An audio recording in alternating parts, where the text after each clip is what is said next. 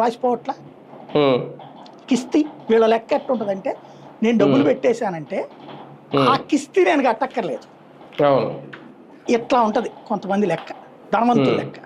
ఉమ్, వాళ్ళకి ఇక్కడైతే ప్రభుత్వం ఈ ₹1,00,00,000 పెట్టినో 80 లక్షలు పెట్టినో 2 కోట్లు పెట్టినో కొనేసి భూమి ఇచ్చేస్తే నెలకి 25,000 10 ఏళ్ళు ఖాయం భూమి. ప్లస్ రోడ్డు పక్కన ఫ్లాట్ ఇస్తారు, అది రేపో మాపో వీళ్ళకి ఇస్తే డెవలప్మెంట్ కి 4 ఫ్లాట్లు ఇస్తారు మనకి. 4 ఫ్లాట్లు ₹4,00,00,000 వేసుకుంటే 2 కోట్లు పెట్టి దానికి నాకు లాభమే కదా. అంతే అండి. ప్లస్ కమర్షియల్ బోనస్ అదొక ₹1,00,00,000 వేసుకో 200 గజాలంటే అలా 3 కోట్లకు లాభం కదా ఒక 2 ఏళ్ళు పోతే. అవును. అనే లెక్కన కొంటనోళ్ళు ఉన్నారు, ఉంటారు. అవును. ఇన్వెస్ట్మెంట్ అంతే వాళ్ళు.